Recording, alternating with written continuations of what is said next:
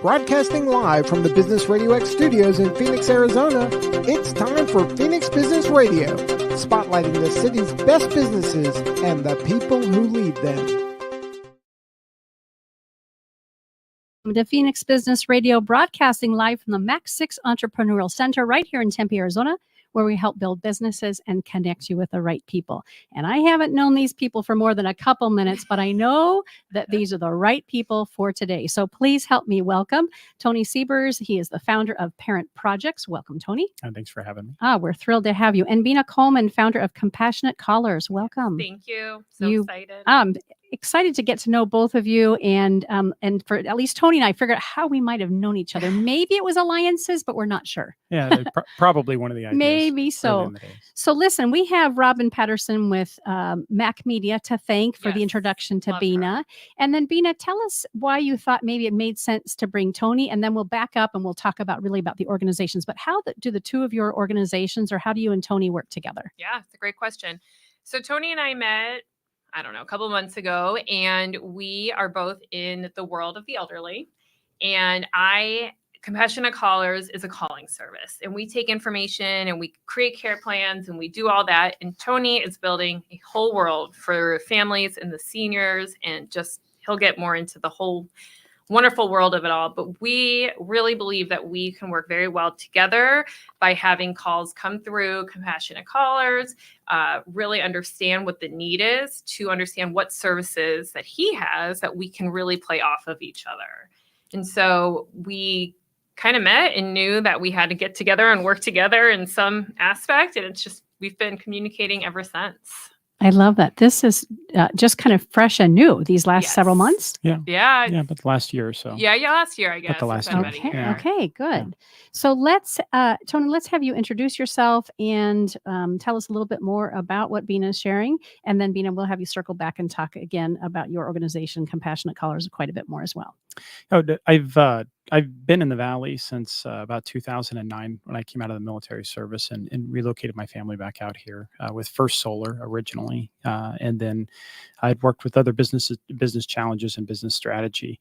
Over probably about 2015, I was struck by the silver tsunami aspect of things, the rapid aging population that was coming on the United States. I was involved with at Catholic Charities and with others where we were seeing in the nonprofit world, and that's my MBA is nonprofit management. So in the nonprofit world, and then in the government side of economic development, economic planning, I was seeing that these were creating some pretty big challenges, and that there was a likelihood government was going to struggle with it. I was watching businesses respond to that as well, and having a difficult time connecting people like Bina, who has this amazing this expertise to sit down and calm a family and walk a family through a solution, or to walk them from A to B, finding a way that they could connect the dots on that and get that expertise out in front of people. And having my own Parent Project, which was really dealing with an older family member that was having a difficult time managing their own life, and family had to start stepping in. I recognized there was a gap. I kept screaming for somebody else to fix it. And eventually I figured, it was going to be me that was going to do that. I really felt called to step into that gap and start working it. And today I get to work with businesses like Bina's to connect them into doing that, to help connect them to those families. Primarily, you're talking, 50 to 65-year-old working moms who are balancing school, home, kids in school, homework. I know nothing about that demographic, right? Right? No. And now all of a sudden they have a Parent Project. They have a family member who needs a little more help than they did yesterday, and tomorrow's probably going to be a little more than it was today. And that expertise that you need can come from 1,000 places. You don't know what you need till you need it. You probably want to try it yourself a bit, because that's what we all do. And you really, really don't want to suck at it. That much, right? Mm-hmm. So that was working throughout that problem and that challenge. I got introduced to it. I met with, and we deal with hundreds and hundreds of businesses across the country. Bina here locally had a niche that we really needed to have happen, with particularly how we started applying technology to fix the problem. And that was how we started getting introduced. With about a year ago now. And what she did with Compassionate Callers, being a kinetic presence, a real person, as opposed to what technology can do. And we leverage machine learning and AI in helping families work their way through all of the big blue ocean of what you have to do to figure it out, right? But we believe that you should develop machine learning and AI to be authentically artificial, that it's not a human being. I think it's a little creepy, probably really, really dangerous to do that. And so we go into a different direction off of that. And that means we need awesome alternatives like compassionate callers and Bina to be there to answer that phone when the family needs to know there's a difference. Here, automation can tell me what to watch next and where to go and what task to do and what family member to do it with and manage our calendars. But today I just need to phone a friend. Hmm. I just need to pick up the phone and have a Bina. Mm-hmm. Okay, great. Handoff to you, Bina. Fill in the holes for us. Tell us about your background and how it is that you came about Compassionate Callers, and again, anything else that you can share with us around who you serve and why you serve it that way. Yeah. I'll piggyback to some of what Tony said. Born and raised in Arizona, so I've been here my whole life, minus a couple years in there, and when I was in sixth grade, not your guys' sixth grade, in around 1996, my family brought the first home instead senior care franchises to Arizona. And so I joke that my brother and I slept, ate, breathed elder care. We were in sixth and fourth grade, and that's all we knew. That was life, And so, fast forward, my parents owned this business, and it was my turn to get a degree, and it was kind of just a no-brainer. So now I have a degree in gerontology, which is so rare and so niche, and has got me working in this industry since I've gotten my degree, and I love it. I find it to be a much needed service. All the services are much needed. As Tony said, we are in a silver tsunami. I don't know the exact numbers, so I don't want to get it wrong, but they're more 55 plus than anything. And people don't know what to do, as he said. Hopefully you don't go through this more than maybe once, twice if you're married 4 times. And so, you don't need to know, but there are experts like Tony and myself who we are here to help, and we have all those resources, and we are here to listen and say, listen, I've heard your story. We need to do X, Y, and Z to give you some reprieve and to make sure that you are the daughter, or you're the son, or you're the partner again. But that's a whole nother thing. But to back up, I got my degree. I've worked in this industry. I also have a personal story. Besides my parents owning the franchises, my own dad got diagnosed with dementia in his late 50s, passed in his early 60s of it. And so I was you guys mentioned being a mom and working full time. I was a true sandwich generation caregiver. At the time, my kids were young. They're young still. They're 8 and 6 now. They were even younger at the time. And I was working full time, a wife. I had, raising 2 kids, visiting my father. We placed him in a memory care facility. And I just knew there had to be other resources out there for people who are going through what I was going through, to give them that break of not having to call their parents 5 times a day when they're working full time. They're raising their family. They're doing all that. And it's kind of between that, what I went through with my father, and then my degree is how I came up with Compassionate Callers. So much there. So yeah, I threw a lot. No. Both of you. So I'm 58. I'm a single parent. I have just one of 3 kids left home with me. My dad is still here locally. We're getting ready to downsize and help him find a home that he can, kind of live long into. And he was not my immediate need. It was my most recent ex-husband. We had a traumatic situation about 4 years ago, and I found that I needed help with my spouse, and trauma intensive care unit for a month, post-acute facility after that. Who do you help? Is it just that sandwich generation? We have a parent, or are you there to help, any families? And I'm going to ask that because I think the answer is a little bit different for both of you. Yeah. So for me, I do say it's anybody of any age, anywhere they live. Yes, we're in Arizona, but it is a nationwide service. But I can go all the way from latchkey kids, really, to talk about how they're single parents or both parents work full time. There's no aftercare programs available, or if they are, they're few and far between, all the way to wherever your elderly loved one may be living. And we make those calls up to 5 times a day, 7 days a week, to the elderly person.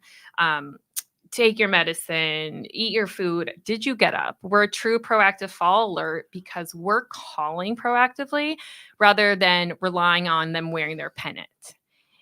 Like a fall alert pennant. And, let's say they're not, God forbid, and they fall. They could be on the floor for hours to days. But since Compassionate Callers is being so proactive and we're calling them, we know right away, oh, they didn't pick up. Let's try the second try. We have a whole emergency protocol. And so we can really just spring right into action. Well, and a lot of that is the catalyst, right? So even when you're talking about the problem is rarely maybe the condition that you're dealing with your loved one that you're trying to take care of. It's all these other things that get in the way of being able to carry that out. You have work and you have job and you have home, and you have kids and you have all these other things. And so having somebody that understands what that is and can relieve pressure, sometimes it's just taking the guilt and that right off of. I had on our show, we had a guest. Bina and I were talking about this a little earlier this morning. We had a guest of maybe 6 months ago or so, and she dropped the gauntlet. I mean, she's like, okay, this is going to make your listeners, this is going to make everybody upset. I was like, oh, kick the door open, go for it, sister. She says, it's not your obligation to take care of your parents. And she took a tactical pause. I'm an Army guy, so I'll try not to use too many terms like that, right? But it was enough of it was a pregnant pause, a tactical pause, right? And I said, okay. And she said, well, first of all, no parent wants to be dealt with, or somebody that's being taken care of wants to be dealt with out of obligation. Nobody wants that to be the basis, in fact, a lot of times that's why they don't reach out. And they don't have to be old to be experiencing that. Like none of us want somebody to do that just necessarily out of obligation. So start with there. Now you are holistic, the way that you're handling mind, body, soul, all of that, you probably get this, right? You also can come from a healthier place when you start thinking about, okay, well, she said, instead if it's, well, I want to be remembered as somebody who did this. I did this in caretaking. I took care of my spouse and I did this. I could do these things. I could do these things. I don't have the capacity to clean up my parent or my loved one out of the bathroom. I don't have that capacity. Like that's not me. I can't do that. And that's okay, because there's really awesome people who can do that, who are skilled to do that and do it in an amazing way that make everybody comfortable. And being able to, but how do you find through? We literally at Parent Project, so we have over 70 service categories of businesses that step in when you are a family caregiver. So we start up at that family caregiving, 36 months to 60 months, about 5 years worth of family caregiving. You then tend to get into turn into your Alamo. You age in place. You work from aging in place to a downsizing and a senior relocation project, and end of life planning comes towards the backside of stuff. That can be a long continuum when people work through, and you've got constant businesses and experts that are coming in and out. One of the roles that we immediately, saw, or the bright spots we saw in Compassionate Callers, was the ability to guide a family member to speak into what that moment of trauma is. Yeah. Like, I'm just overwhelmed. I am absolutely upside down and overwhelmed in that moment. And you can get through that moment with them and then take that first step. And that takes a person. I was just going to ask about trauma. My situation was very traumatic, a complete surprise.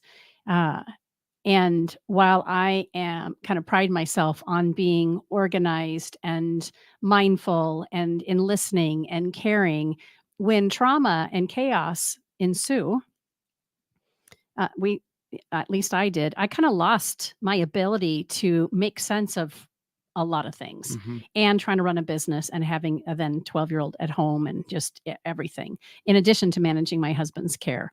So could you both speak to, from, again, your own perspectives with your organization and your businesses, how important is it that somebody is there to help us navigate life when there's chaos or there's trauma? I'd imagine it's nice when that's not happening, but if you already have a relationship with a compassionate caller and that routine is there, it's going to be extraordinarily helpful. But let's really talk about, because I think COVID really shook us all up a little bit around being able to function when things were feeling uncertain. And this life experience for us was 2 months before COVID, and then COVID hit, right. And then all hell broke loose. And you have a dynamic that stops however you would function to do that. So how am I going to do this? Well, my wife was going through cancer, right, for breast cancer treatment. At that point in time, the ways that you would be there and to deal with that, you can't be in a hospital. right? You can't be there for that moment to hold her hand and go through that difficult time because they got a tough port or whatever those things are happening. The world, those changes kind of come at you. I mean, how about from a practical side, Bina? I mean, when you're practically dealing with a family that, maybe that first inbound call and they've got, you can hear the rush of trauma, right? You hear it in the back. Yeah. Why don't you describe what that is and kind of how you start talking through that? Yeah, it's exactly how you both just said it. Bina, can I ask you real quick, just tilt your microphone down a little bit more? That's all right. That's on me for not doing a great job. Better. Much better. Okay. Pull it up to the edge of the table. I just want to Pull make it sure. up. Yeah, right there we go. You're going to feel like karaoke close. I just want to make sure we don't miss all the high notes from you. Thank you. Yes, when I speak to somebody, when someone calls, you know right away if they are going through something. They are stressed. They want to tell you their whole story, which I encourage because that's how I'm going to get the information. And they don't even know where to start. They are giving you information from left to right, all over. And as somebody who has a degree in gerontology, I've been doing care coordination forever. I know the pain points to listen. I'm just going to use an example. I'm not sure what happened with your ex after the post-acute, but let's say he needed caregivers at home, which I'm assuming he did. So you and I talk, he's still in the hospital. You're like, I need him to they're going to put him in post-acute. Great. That's where they're going to put him. Once he's discharged, you're on your own. And that's a big problem. And that's where resources from both Compassionate Callers and Parent Projects come in. Compassionate Callers knows right away, okay, you're going to need a caregiver. You're going to need that home health right away. You're going to need to know the insurance that you have. You're going to need to know, I'm just trying to think, there's just so much that goes into it. The discharge date. You're going to need to know what durable medical equipment you have. And I shouldn't because it's just so DME to me, durable medical equipment. And I say that to people and they're like, what? So that's just something else people need to learn. Durable medical equipment's a whole nother ballgame. And we just got to get all those pieces in place to make sure, for example, your ex-husband got home to a safe and secure environment where he was able to recover because, like you said, you're a mom, you're running a business, you love him, but you had all these things on, I don't want to say back burner, but you were doing all these things. And this horrible thing happened. And now I know we weren't seeking at the time, but let's say we were, you have Compassion Callers, you have Parent Projects, you have all these wonderful resources who are just going to come in and make your life better and make your life work when you're letting your ex-husband recover. I think it's also the challenge of the timing there, right? You don't need to know durable medical equipment until the exact moment you need to understand durable medical equipment, and right? We talked about that this morning too, because it's panic mode. Right. Why would you, before this thing happened, need to know that? You don't. No. Yeah. But we do. And so like when you come and you're like, this is my situation, I'm like, okay, we got this. This is who we're going to refer you to. This is how we're going to make your life easier while we were dealing with such a horrible thing. Did I make the wrong assumption then and now that that's the role of, at least from the hospital perspective, the role of the social worker and the continuing care, or when somebody is seeing a specialist or their primary and we know it's end of life or transition or whatever, I went to the social worker and she was a lovely lady at Chandler Regional, but at the same time, these answers, and it was a very special, unique situation. I was floating alone. Had I had something like you guys, I know that I would have done things differently. Yeah.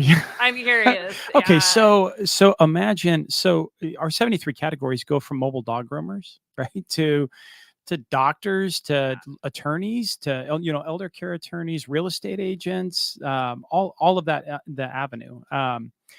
Everybody has a niche to put in, but when you think about that, so the social worker that's there at the hospital, they're just like most things in society today. It's very convergent. It is get to the point in that moment for where they are. They're trying to deal with a high group of people, and it is a process designed to move people through.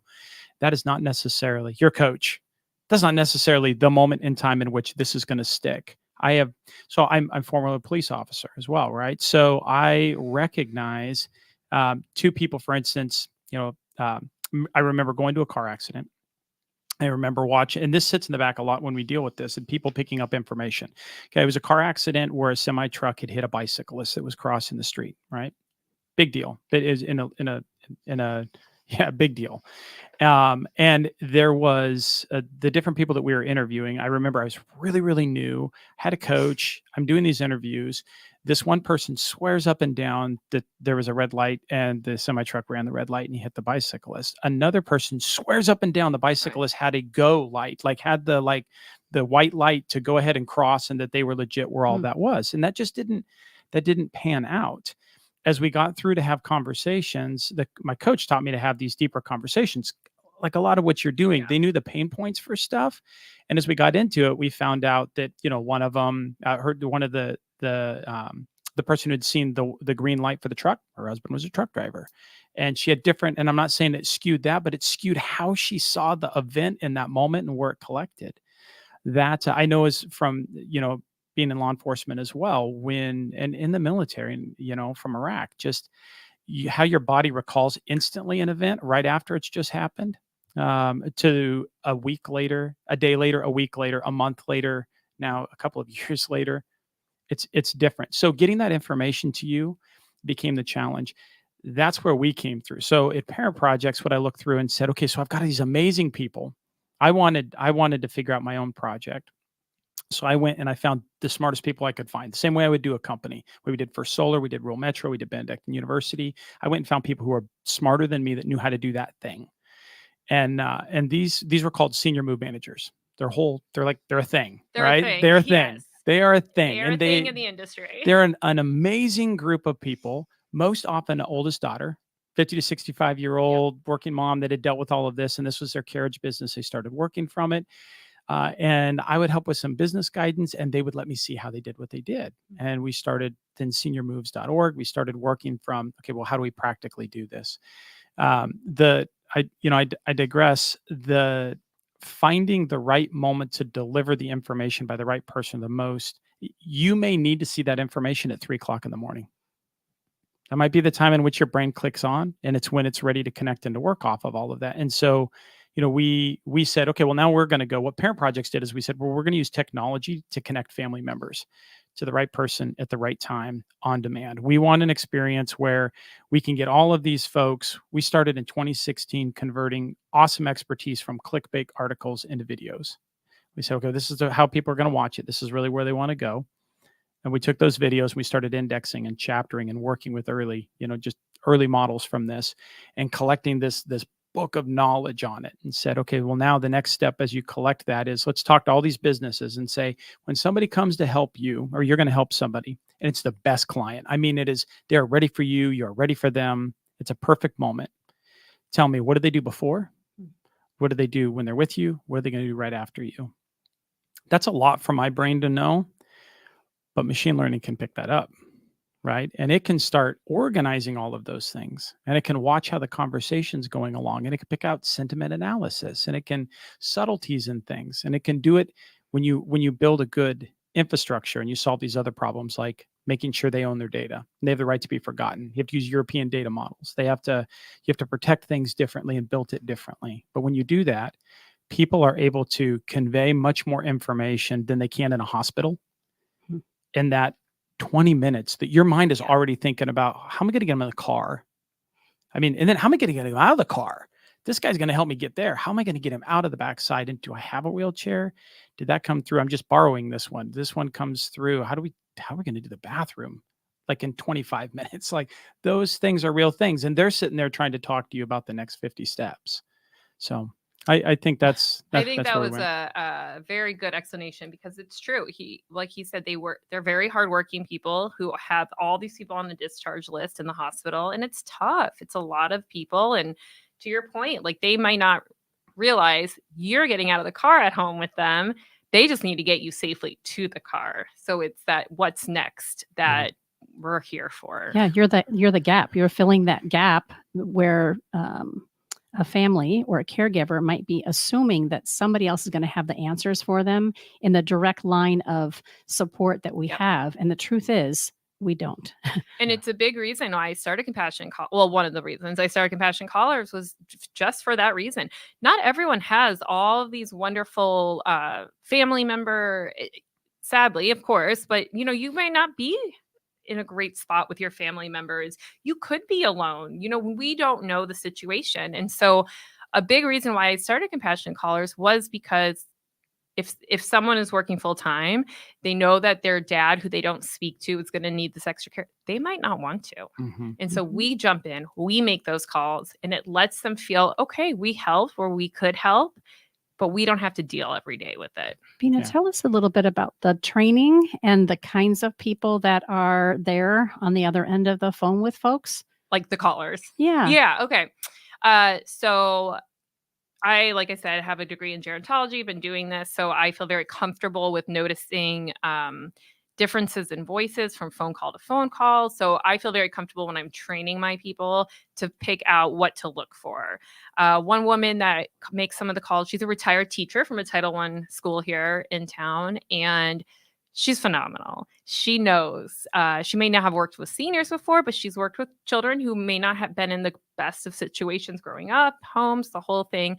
And she can really pinpoint, this person sounds down today. This person doesn't sound like themselves. And we all note and chart. And so if there is something that needs to get brought up, like, okay, on this day, you're right, he sounded a little down. Let me make the next call and see. Probably to a fault, I'm really into communication. So whoever signed up, that loved one, we let them know, hey, everything's been going great. We did know the last few days Mr. Smith has been feeling blue or whatever the case. And then another woman that makes calls, actually, she works with seniors all day and she makes the night calls. It just fits into her schedule. And I love it because while she's, again, we're not hands-on, she works with seniors. She can definitely pick up, okay, it's late. She makes a very specific call for a very specific reason at 9 p.m. It's a late time for most people, especially a senior. Like, does he sound extra tired? Is he just ready for bed? So I really choose the people that I make these calls who I know have either worked with seniors in the past. The school thing I think is wonderful because she's had, it's not seniors, but she's worked with kids that need that extra love and attention. So I'm really kind of picky with who I get to make the calls. Of course. Yeah. And how long is the relationship? For example, I'm dating a gentleman and his dad lives with him. He's out of town and no phone for this week because he's in an intensive personal growth retreat. And dad kind of sticks to himself at home. Could that be something where compassionate callers are just there while he's gone? And how does that work? Yeah, we do have monthly packages, but it's funny you say that because I have a client in Pittsburgh and that's exactly what we do. Her geriatric care manager travels fairly often. And so whenever she travels, we just take over those days and make those calls. They, like I said, we do have monthly packages. We are not contract. We're month to month. So we could just figure something out. But yes, I am very into, I'm trying to target travel agents actually for that exact reason. Ooh. Because my own in-laws, my husband's grandma is going to be 101 in February. And my in-laws travel all the time. And so that's kind of where that thought sprung from. But yeah. What a fantastic idea. And so much to know, right, when you get into the expertise. So green lanyard, like a lanyard around somebody, or sunflowers, are either of you familiar with that? Or So that's an indication for dementia, for memory. So when you see someone at an airport, and they'll use that to very subtly be able to identify well, if we're aware. a loved one. Well, I mean, we're not picking it up so much, but everybody at that airport knows that. Oh, I see. Right. And you have the ability when you have a loved one to go check in. There's a place, even here at Sky Harbor, you can check in. It's just back behind the chapel. It is where it was located last. Sometimes they move some things around, but you can check in and they'll give them a lanyard, work off the other side. Somebody will walk with them all the way down through the gates. They'll work. TSA will provide supports throughout different airports around the country. Like there's a thing. There are ways to do these things. And I think that's probably so, I mean, you say, is it just that population? I want to do justice. This is business radio, and there is a lot of businesses here that are just coming in to understand this. And why is this why is this so different? And I'd like to speak into that if I could, real quickly. Look, we are by 2030, we're going to move from today 48 million people in our entitlement systems for Medicare, Social Security in the United States. We have 48 million people, or about that right now, to 90 million. Okay, in the next 5 years, 6 years. So I use government healthcare as a veteran, and it happens to be Phoenix, so it gets beat up a lot, right? It's not killing it. I have amazing doctors, but I can tell you the hard part of all of that is government operating such a large system for those things. You combine with that what has happened in technology and the technology gap that's starting to occur, things that my grandfather could do for himself, and then my dad can very well do for himself, except for my dad doesn't like to carry a cell phone, won't use a cell phone, right? So you carry an iPad. But that cell phone isn't something he likes. Well, like, try getting a bank statement without getting into that today. Try shopping for the best travel deals. Try getting on an airplane without having your pass and everything, or your train ticket right out of a phone. Those technology gaps means that we have to step in as a generation. We have to start helping them work through those things, because technology has just picked up so much faster. It's being adopted at this just neck-breaking pace, and it's really leaving a generation behind, which is, what we work through is, it's the age-friendly initiative. World Health Organization, I hit or miss in some of the stuff that they do, but I'll tell you where they really nailed it was an understanding that this silver tsunami, this onslaught of advanced aging populations, is a major global phenomenon, major problem. And if left unchecked, especially into some societies where they start talking about, well, suicide's a good option to this problem when they become the last lost and least. Those types of things were horrific in states that they really wanted to get away from. So they started encouraging age-friendly cities to get age-friendly, municipalities start at the state level and breaking it down. And that was when I looked for something really to scale and wrap our arms around as business owners, of all in the longevity services market. That's what this is called. And there's a lot of us, right? About 9.5 million of us in the United States. That marketplace really it needed some guidance, that could maybe put left and right limits or help us understand. I'm a landscaping company, right? As a landscaping company, they're out at my house. I hit my head on an unforgiving orange tree out in the groves. It bleeds a little bit. They might look at me and just kind of wave. If my dad does that, I have a very different expectation of a level of care, right? Pool company, I have an expectation when they're taking care of my loved one who lives in a different state, that they're going to be able to recognize if they should be signing a contract or not signing a contract with my mom and dad as a salesperson in the front end, recognize signs of dementia in the front end of that. I have an expectation that if they see my dad laying on the floor, they're going to check in. They're going to do something about that. They're going to know who to call and to work through those things. This isn't necessarily rocket science, and it doesn't throw a lot out. We just don't know till we know. Yeah. And that is coming at us at a much faster pace. That 90 million is not all going to be broken. They're not going to all need help. They're going to be very capable people. My dad's a restaurant entrepreneur, multiple restaurants, insanely capable person. But increasingly, he's being forced to go to the most dangerous place in the world for him, that every time he needs to get something done, the internet, where there's just, there are people who are literally paid to just, with a vaguest level of understanding of his brain, right? They know exactly how he thinks, where he's going to go, and it's directed right off of that. And they're picking for it. My dad will be 85 at the end of this month. Still, just sharp as a whip. And not too long ago, he said, "Hey, do you know if Grady gave me a call?" And that's my 29-year-old. Right. That's so scary. And I said, "Well, I don't think so, Dad. He doesn't even call me back." and he's like, "Yeah, it was the strangest call. This kid on the other end of the phone, Grandpa, it's me. Don't you know me? And don't you remember me?" And my dad thought that was awfully odd. However, he was still kind of puzzled, right? So there's I'm going to call it cybersecurity for lack of a better word, but just our need to look out for our aging, our elderly. And I have multiple stories that I've heard right here in Business Radio X about families. Even we've been just talking business and nothing about elderly care, how concerning it is that people can take advantage of us or not properly know how to support and help us get the help we need. So I'm fascinated when you're talking about the pool guy and the landscaper, that's how you guys show up and help support businesses effectively care for their client base. Right. Well, even to what you're talking there, our last show. So we just had started a new show with Joyce Petrowski, locally of That's what I was gonna Rose, say. the Resources and Outreach Yeah. for with seniors. They they're on it. I mean, she's got like Fed officials. She's got a phenomenal board. She's all over what those those newest, greatest scams, the hacks that are sitting out. And TransUnion wrapped a cloak around us after they've been on the show. And I said, would you be interested in us doing like every quarter? Like, what are we seeing? What's this look like? And they're So like, good. absolutely. Yeah. They're like, absolutely. Let's do that. And actually, our first episode will be out here. We just filmed it, and we'll be dropping that here in the next couple of weeks. So, And let's pause. Where can we find that and follow that? you can find that at Parent Projects is for us. You can find everything, your favorite social media feeds, but on at Parent Projects on YouTube. And then we'll spin that off from the Parent Projects podcast standpoint. It'll be its own.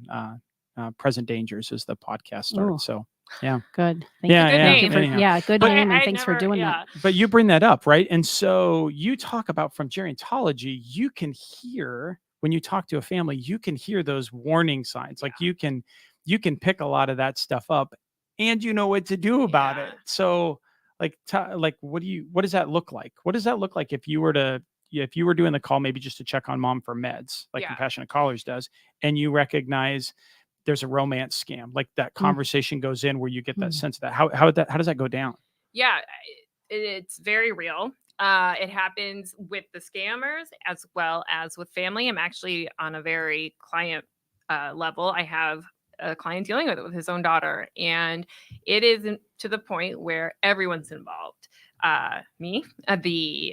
The client does not have a wife anymore; she's passed. But his sister and the police were all involved because this scamming for the seniors is so true and it's so prevalent, and we have to just be very on top of it. So in his case, I know that when he mentions his daughter, I know questions to ask, like, oh, did she come by or did she call? Did she need something or she just calling to say hi? Most times it's that she needed something, and you're not going to, kind of like your dad with the grandkid. I mean, I'm not sure how the call ended, but they pull at that heartstring. They know what they're doing. They're very sneaky, and they know that these people, I hate to say it, they're just vulnerable. They want to make sure their loved ones are taken care of. And it's very, very scary. And to go back, when he does mention it, I make sure to ask, have you seen her lately? Have you talked to her more than just giving her money? Okay, because remember what happened last time. We don't want this to happen again. It's my daughter, but I always tell him, you have to make sure you can also live. You're an elderly man, but you're not dying tomorrow. You have years to live, and you just cannot keep giving this money away. And it's the same thing with, granted, it was a stranger who called, but it's the same thing. The people could be wiped out in one phone call. Right, and those are getting sophisticated, right? So where AI, because people are creating it to look like human beings, they're able to capture off of web pages, Facebook profiles, Instagram, TikToks, right? So they'll go down to TikTok and they'll find the grandkids, they'll pull off their voice. All they need is 15 seconds worth of a run to that and the image and likeness from that. They can create a video utilizing the AI that is that person talking. I mean, it can get down to that. And they're just dialing in on that. Again, hundreds of thousands of folks across the world that have decided this is how they're going to make money, and they only have to get it right once, right? Yes. We have to block them every time. But you get, how do you combat you combat that? I'm going to get at the front of my skis here for Joyce, because I'm going to channel my inner Joyce Petrowski here. But you have to slow it down for that moment and get them to start processing everything there. There is never going to be a rush.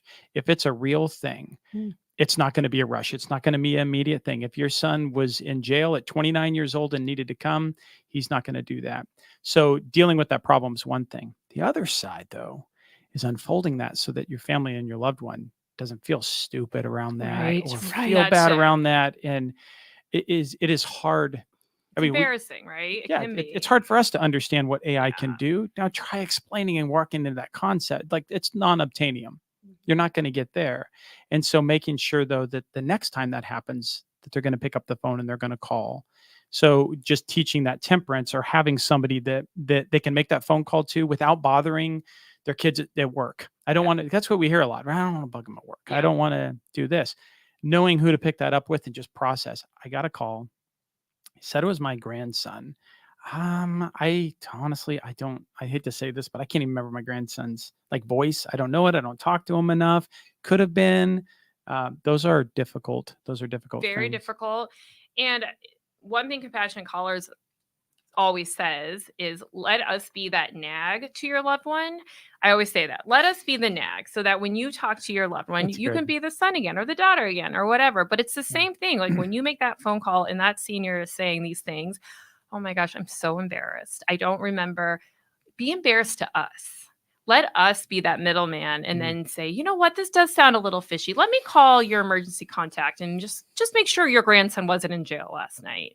Let us be that person to just kind of make sure everything's okay. And then again, for the elderly too, when you talk to your daughter, you can be their mom again and not, oh my God, was my grandson in jail last night, or whatever the scam is, or whatever the question is. Mhm. And you can deliver it in that way of, I mean, they could go to the conversation to be able to tell you, oh, I don't remember what they sound Yeah. like, right? Which they might not say to their daughter or their son, Exactly. but then you can also deliver that, hey, I talked to them. They're good. Yeah. Mhm. And that's all they need to hear. So, everything is resolved. Yeah. There's no problem. They're not in jail. Everybody's good.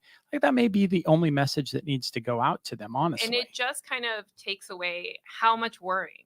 All Yeah. that worrying's gone because that elderly person got to speak to a compassionate caller who got to just listen, hear what they had to say, make one other phone call, and we're good.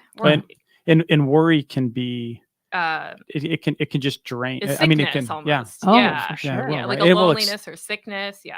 Yeah, It it worries. completely accelerate whatever challenges and aging and other things that happen, especially if you're fighting isolation Mhm. or other types of issues out there, and they don't have the ability to talk through it. And the family dynamic, right? So there's so many different versions of family Oh, dynamics. yeah.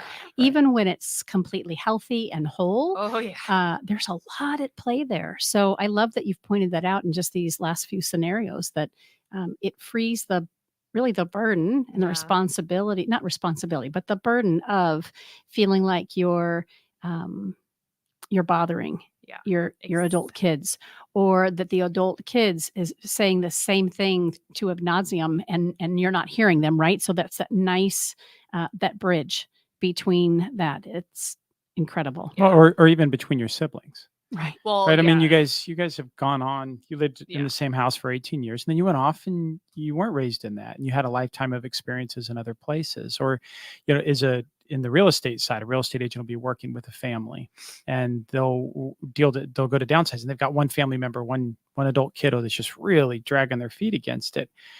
Because, and it could be a picture at the top of the stairs that reminds them of prom, and it reminds them of this other memory. It's just this thing that focuses on them, and it's an emotional attachment from that standpoint that they can't move on from that until it's addressed.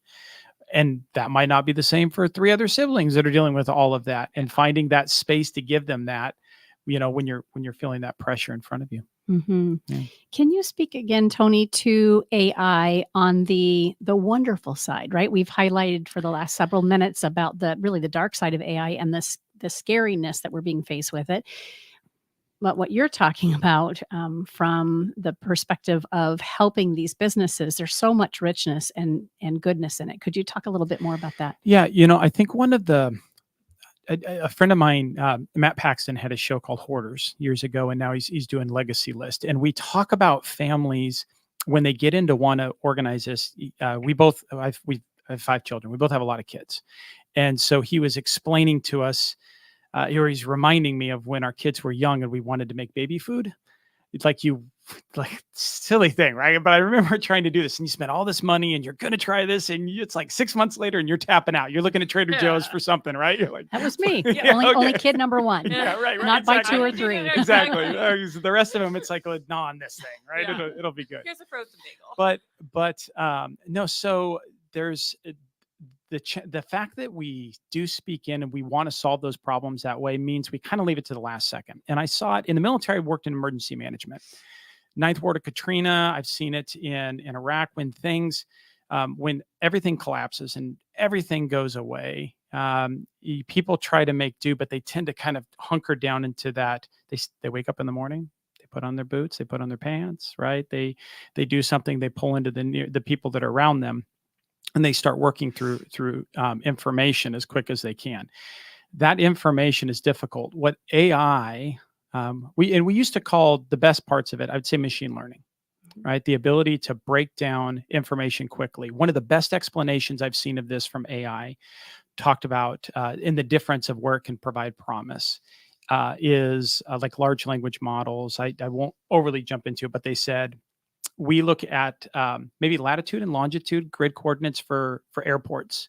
And if you took 5 airports and maybe 2 of them were LaGuardia and Kennedy and JFK in New York, you could tell by the numbers being close enough together in the grid coordinates, the latitude, longitude, that JFK is closer to LaGuardia than Rome, right? Or Heathrow in London is going to be, right? Even though one might be the same, longitude wise, latitude might be different. That's like 2-dimensional. And as human beings, we can break things up 3, 4, 5 dimensions. We can really cut stuff up.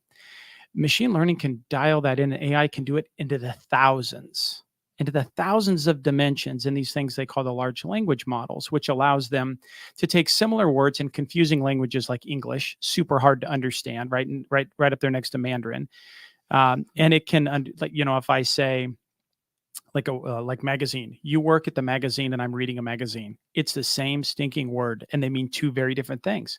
One is a place and a thing of employment, and the other is an entity, and the other one is a thing that we're going to read through.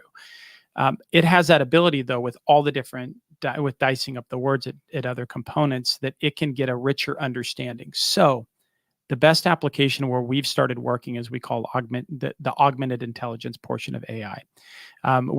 We are working at what we call DEAL, digital empathy and AI learning. And that is the application of not just what is the next thing to do, what's the right answer. Today, you're supposed to take your dad's keys away.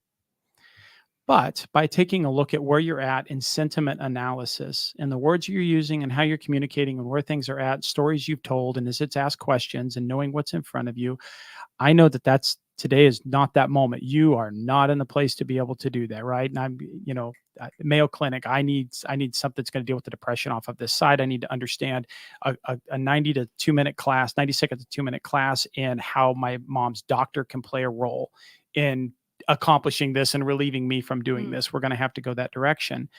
That is where AI can really get impressive. And what we like to see is that causes us to have to wander into those things that often can go into wrong directions. That's the hard part of what we have to figure out with it, I think. One of the best, we look at synthetic versions of ourselves, or these synths, or there's a digital me or other versions.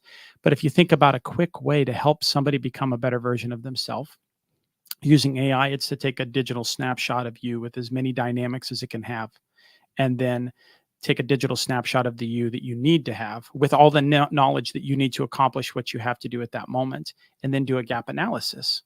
In business, we do this all the time, right? And that gap analysis, well, now I just have to deliver that in the most effective way possible. That's a system. We can do that. That's what we set out the parent projects. That's a delivery. That's what we're going to go for. We take 73 industries of what Bina does that all have that expertise and an order in which all of those things come.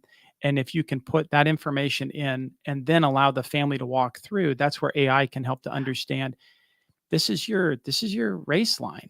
This is how you get through this with all the weather conditions and everything looking different and what might come up on the track and out of a tire and this wreck and this happen, like everything, and the difference of what driver does what. This is the line. This is the most efficient line for you to get to where you want to be. And I think that's going to play, it'll play a role in getting people maybe to act earlier. Yeah. I would love that. Yeah. We talked about earlier the better. The earlier the better. Right. And you hear prevention. That is, look at the folks on the radio, look, in the longevity, there are hundreds of you out there. There are thousands of you out there in the Phoenix marketplace. Some of you might even know you just are called to be in this niche. You're gifted in this niche. You don't think you necessarily have the right business off of it. You're trying to figure that out. All of you know earlier than better. And we've all been just breaking our neck trying to get families to act earlier.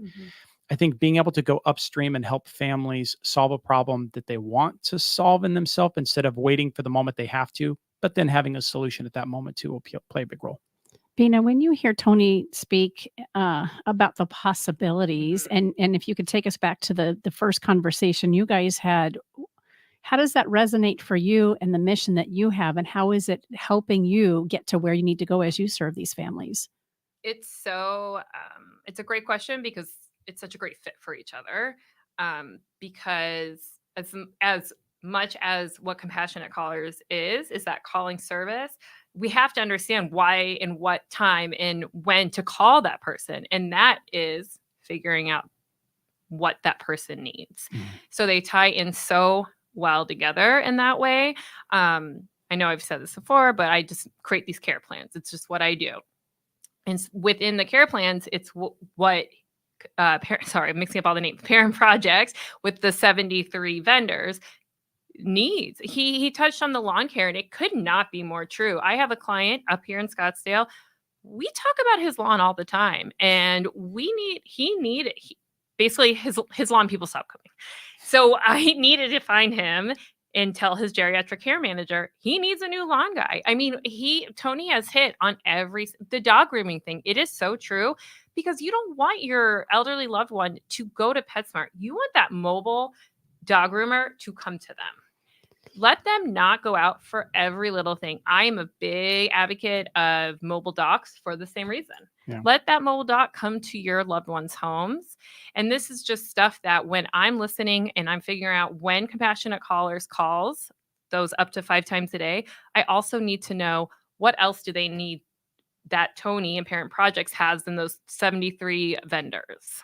Well, I'm even just, again, thinking about my dad. I went by his house not too long ago. His front yard is usually immaculate. It wasn't this time around. I was kind of curious. I'm thinking, where am I going to fit in my week to go and help? And I honestly don't know that I can. Right. And when I talked to my brother, who was aware of this as well, he said, Dad just doesn't have they're not showing up anymore. And so the self-esteem and the disappointment that begins to happen for someone when they step outside their front door and they go check the mail, right? Or someone picks them up. If those kinds of things, or the dog that isn't getting groomed properly, all those things can begin to weigh heavy on the wellness of the folks that you guys are looking to care for. We brought up earlier, but it's again that loneliness, it's that the draining from it all, the worry, and it's the self-esteem. Yeah. There's a lot that goes into what we do at Compassionate Callers with those up to 5 calls that touch on all that. So my client, your dad, let's say your dad, for example, is my client, and he is saying to me, my lawn guys just stopped showing up. Well, I know right away, okay, this is something that I need to input into the Parent Project because it's affecting his self-esteem. He's down about it. And it's just not worth him to be this sad about that. Mm-hmm. Yeah, something that might otherwise have been handled so simply. Fix, yeah. So we're getting to the top of the hour. If you can imagine, it went super fast. I appreciate all the wisdom you guys have shared. I would love to have you finish up. We'll talk about, of course, where can people get a hold of you and get connected with you for your services. Before we do that, though, tell me what you're looking to accomplish in the marketplace. And that's kind of a funny word, but what, for each of your organizations, really, what do you hope to see and hope to fix? For Compassionate Callers, I would say it's kind of everything we touched on, the loneliness, the forgetfulness. It's allowing sandwich generation caregivers to kind of have their life back and not feel that guilt. Tony made a really good point where he said it shouldn't be a responsibility on them. It should be something they do out of love. And there's no harm or shame or anything in hiring the services that can help and get that done. Mm-hmm. And so I think for Compassionate Callers, that's a really big part is let us do this so that you can just work. You can travel, you can live your life. Again, we all touched on, family dynamics. You might not want to call your dad up to 5 times a day. That's just the kind of stuff that we want to bring out to the community and to people nationwide to help them. Thank you. How can folks get in touch with you? How does the process start? Yeah. So I'm very accessible through my website. It's just compassionatecallers.com. Social media, it's at Compassionate Callers. And then email is inquiries@compassionatecallers.com. Thank you, Bina. Thank you. Oh my gosh, Robin was so wise to say we thank need to you. just spend time with you today. Thank you. Tony, how about you? What are you looking to accomplish? What are the bigger goals? And then let us know how we can stay in touch and utilize your services. So we are just launching. We are driving as a B2B platform as a service. It's a big new marketplace that we're trying to really attract a lot of folks here into the Phoenix market to grow. For our organization, we're just stepping out and going nationally and watching this product and how that scales regionally, how it looks different in Boston, Massachusetts, or Dallas, Texas, or Portland, Oregon versus Phoenix, Arizona, especially in the winter. So for the businesses where we really want to approach, businesses in general in the past have historically looked at this like a leads is how they've done this. Like, I know this business, and they kind of almost horse trade like the family from one thing to the next. And we really shifted the dynamic against that. So we look to have businesses instead make use of this platform and give it out for free for 6 months at a time. Those businesses that come through, that get verified, that understand, that show that they're age friendly, that they can work age friendly practices of that, get to give the platform away to free for their clients and their potential clients. So when those families in crisis reach out and call the attorney, or they reach out and they call wherever it is, it might not be the right time for that business, but that business has something to give them. And that way to help nurture that family back to connecting with them at just the right time. And that is a lot of what we are driving to do here. It turns it from being a leads base to a nurture base of enabling and empowering families to get through, reduces the touch, the operating expenses. It gives a way for businesses to organize that evergreen content that they've been creating of expertise and actually get it in a manageable way to people. And you can find us at Parent Projects, plural, at Parent Projects on any of your favorite social media sites or online at parentprojects.com. Oh my gosh. So much to consider and to think about. And of course, grateful for the way you're showing up on behalf of our families and our older folks. Yeah. Thank you guys. Thanks, You've been Vika. listening. Yeah. You've been listening to Phoenix Business Radio, broadcasting live from the Max 6 Entrepreneurial Center right here in Tempe, Arizona. Some businesses lean left, some lean right, and we lean elderly care. Until next time, I'm Karen Nowicki. Thanks for listening.